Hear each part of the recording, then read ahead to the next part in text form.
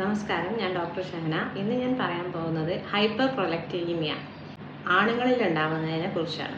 Prolactin എന്ന് പറയുന്ന hormone pituitary ഗ്ലാൻഡിൽ നിന്നാണ് പ്രൊഡ്യൂസ് ചെയ്യുന്നത്.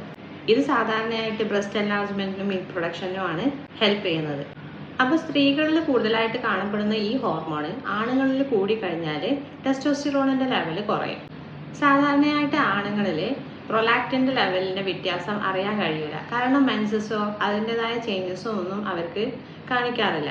ഒരു ഇറക്ടൈൽ ഡിസ്ഫങ്ഷനോ അല്ലെങ്കിൽ ഇൻഫെർട്ടിലിറ്റിയോ ഉണ്ടാകുന്ന സമയത്ത് മാത്രമാണ് ഈ പ്രൊലാക്റ്റിൻ ലെവൽ ആണുങ്ങളിൽ ടെസ്റ്റ് ചെയ്യുന്നത്. അല്ലെങ്കിൽ ഒരു ട്യൂമർ കാരണം തലവേദനയോ കാണാനുള്ള ബുദ്ധിമുട്ടും വിഷൻ ഇഷ്യൂസ് ഒക്കെ ഉണ്ടാകുന്ന സമയത്ത് മാത്രമാണ് ആണുങ്ങളിൽ പ്രൊലാക്റ്റിൻ ടെസ്റ്റ് ചെയ്യുന്നത്. ഹൈപ്പർ പ്രൊലക്റ്റീമിയ ഉണ്ടായി കഴിഞ്ഞാൽ ആണുങ്ങളിൽ ഇറക്ടൈൽ ഡിസ്ഫങ്ഷൻ ഉണ്ടായിരിക്കും, ഇറക്ഷൻ്റെ ബുദ്ധിമുട്ടുണ്ടായിരിക്കും, അതുപോലെ തന്നെ സെക്സിന് താല്പര്യം ഇല്ലാതിരിക്കുക, അതേപോലെ തന്നെ ഇജാക്കുലേഷൻ്റെ വോളിയം കുറയുക, ഇൻഫെർട്ടിലിറ്റിയും ഉണ്ടാവും.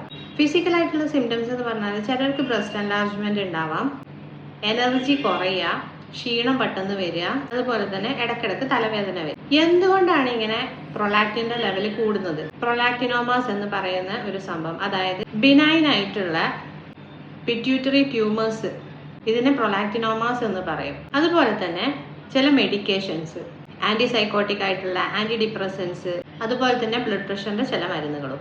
സൈക്കോളജിക്കൽ ആയിട്ടുള്ള കാരണങ്ങൾ സ്ട്രെസ്, ആങ്സൈറ്റി, കൂടുതലായിട്ട് എക്സസൈസ് ചെയ്യുന്നതും കൂടുതലായിട്ട് ഉറങ്ങുന്നതും ഒക്കെയാണ് ഇതിന് കാരണം. ഹൈപ്പർ തൈറോയിഡിസം കൊണ്ട്, കിഡ്നി ഡിസീസസ് കൊണ്ട് ഈ ഹൈപ്പർ പ്രൊലക്റ്റിനീമിയ ആണുങ്ങളിൽ ഉണ്ടാവാറുണ്ട്.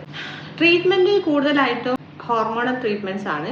അല്ല അണ്ടർലൈനിങ് എന്തെങ്കിലും കോസ് ഉണ്ട് എന്നുണ്ടെങ്കിൽ, നേരത്തെ പറഞ്ഞ പോലെ ട്യൂമറോ അല്ലെങ്കിൽ വേറെ എന്തെങ്കിലും അസുഖങ്ങളോ ഉണ്ട് എന്നുണ്ടെങ്കിൽ അതിനുള്ള ട്രീറ്റ്മെന്റ് എടുക്കുക. സർജറി വേണമെന്നുണ്ടെങ്കിൽ സർജറി ചെയ്യാം, അല്ലെങ്കിൽ മെഡിക്കേഷൻസ് സ്ഥിരമായിട്ട് എടുത്തു കഴിഞ്ഞാൽ ഹൈപ്പർ പ്രൊലക്റ്റിനീമിയ ശരിയാക്കാൻ പറ്റും. Thank you.